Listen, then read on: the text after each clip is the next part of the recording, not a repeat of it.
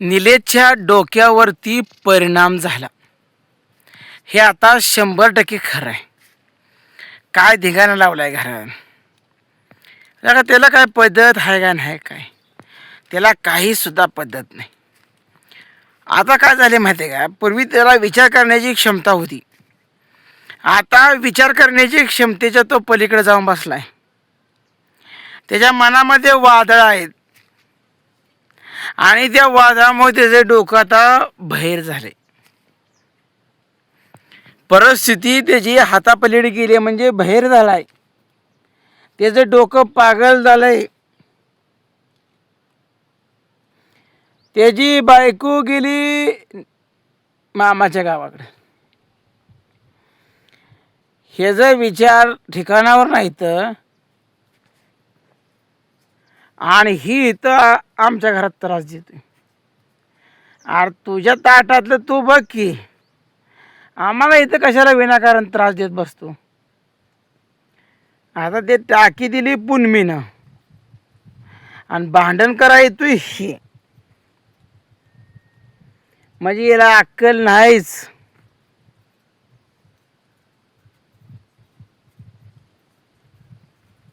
आणि तू काय लागा आम्हाला ज्ञान शिकवायला लागलाय.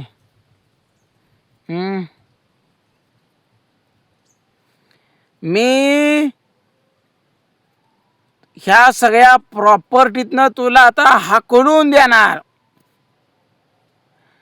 तू आता लय नाटकं करायला लागलाय आणि तुझी नाटकं आता मी सहन करणार नाही.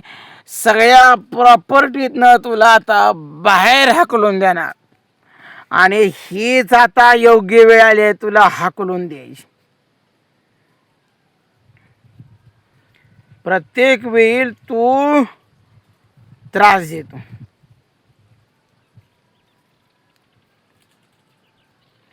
आता मी गप्प बसणार नाही.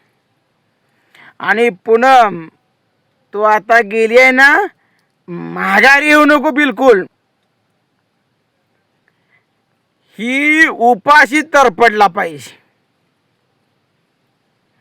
ह्याला अक्कल आली पाहिजे.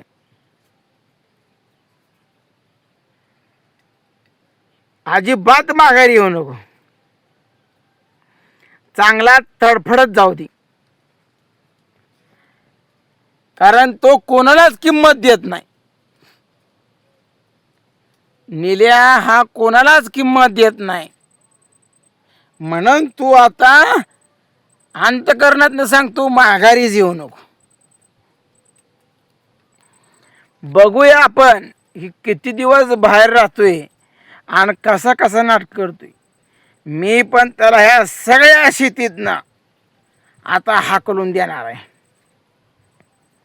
का तर ह्या प्रॉपर्टीत माझा पैसा आहे आणि मी सहहिस्सेदार असताना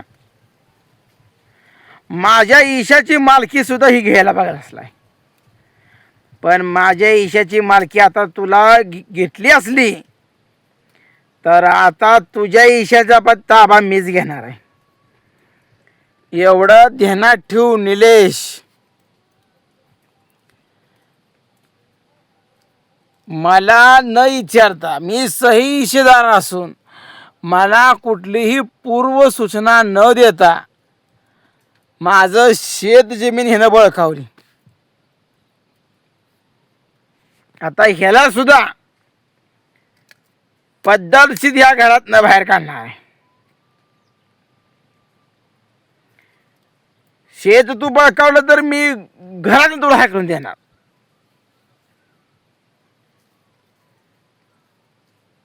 मी गप बसतो बोलत नाही याचा अर्थ मी भित्रा नाही. तुला वाटत असेल ह्याला मी भीती दाखवून सगळं शेत बळकावणार. आर तू पैसे काय करतोय ना,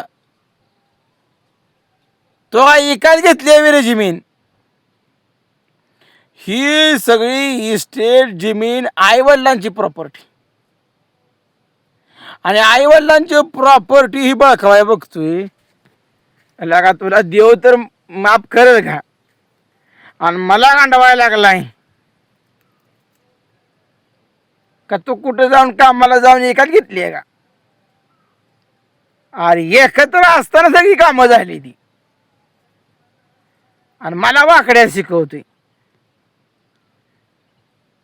आणि त्यावेळी आई वडिलांनी कष्ट करून स्वतःच्या मनगटात ताकद दाखवून जमिनी घेऊन ठेवल्या.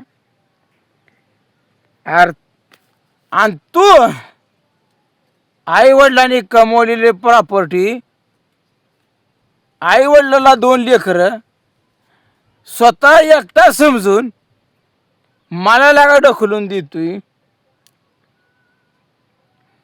पण तू आता अजिबात इकडे फिरकू नको. त्याची किंमत त्याला जरा कळू दे. त्याचं याड याड त्याचं गेलं पाहिजे. तो पुरा वेडा झालाय. त्याला आता कोण शाना म्हणत नाही. तिथं 2.5 शाना झाला, 2.5 शाना. मला 1.5 शाना कराय बघतो. काय लाग आता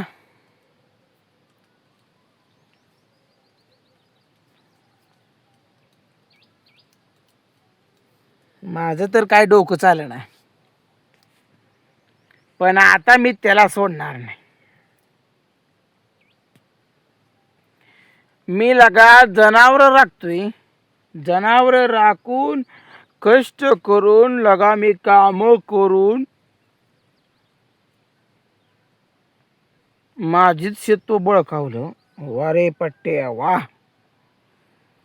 तुला काय वाटतं भाव येडा आहे? अरे येड्याचं खायचं नसतं रे. मला येडा समजतोय. मला दूध खोळा समजायला लागलाय. हा,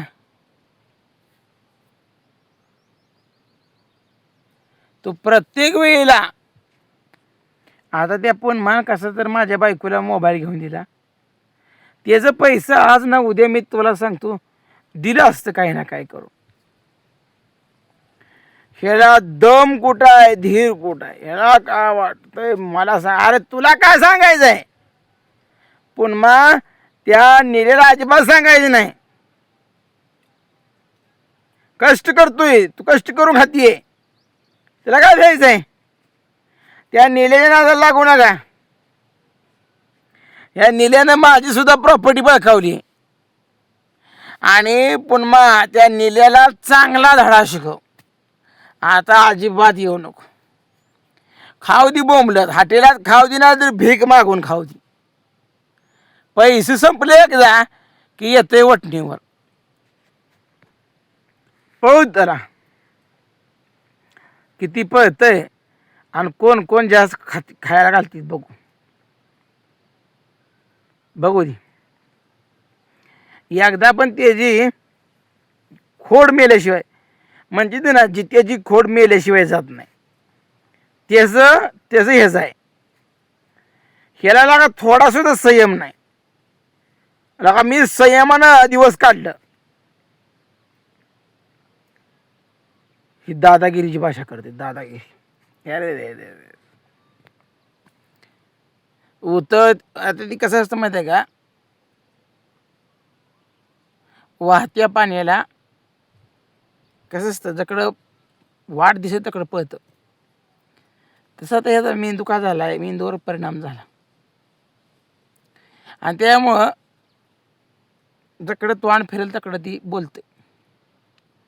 बोलू द्या. पण पुन्हा तू आता अजिबात येऊ नको. ह्याला आपण आता चांगला इसका दाखवू.